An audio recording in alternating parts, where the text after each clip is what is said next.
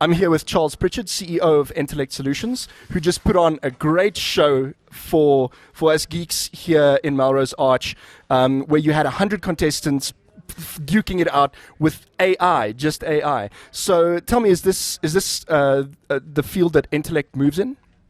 Well, we tend to do non-AR type projects, but obviously if a client comes to us and wants us to build something, we'll do it for them. But it's typically software engineering, custom systems for corporate South Africa. Mm-hmm.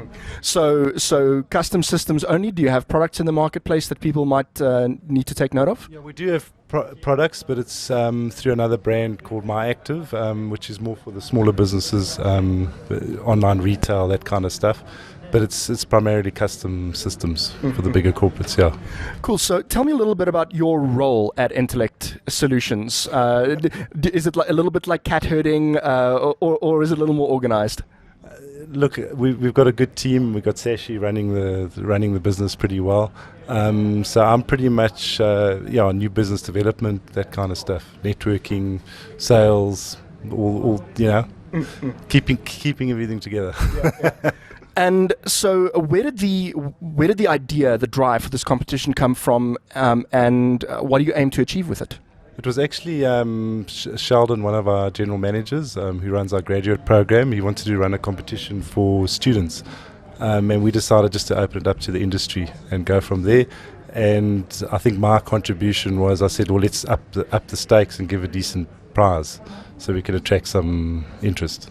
100,000 is a fairly decent prize, and it seems to have attracted high quality responses. So at least on the surface, it seems to be like the 100,000 rand did its job.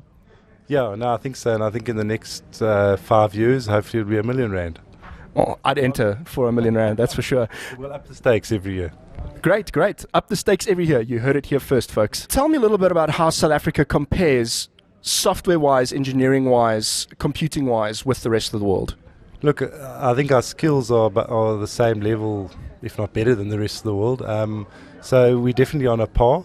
I think, in terms of pricing, we're probably a little bit more cost-effective. But at the end of the day, the skills are here. And we take a lot of skills from South Africa, and we're looking into Africa as well. I think a top graduate at any of the universities is a top graduate, so we tend to take the top guys coming out of all the mainstream universities, and we go from there. Mm-hmm. An interesting article I read the other day on ZDNet by a South African author, in fact, is that South Africa is actually a great destination for overseas corporate outsourcing. Would you agree with that assessment?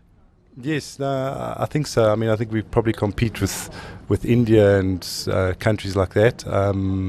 I think in terms of pricing, we're probably similar. Skills-wise, we're pretty much up there.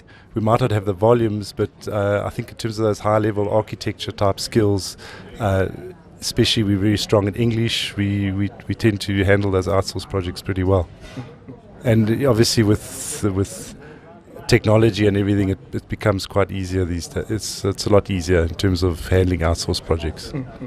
Yeah, I mean, the geographic distance between South Africa, the physical distance between South Africa and the rest of the developed world, I should say, would that be a challenge? Would that be a reason perhaps why South Africa hasn't seen as much of this business, or is it something else?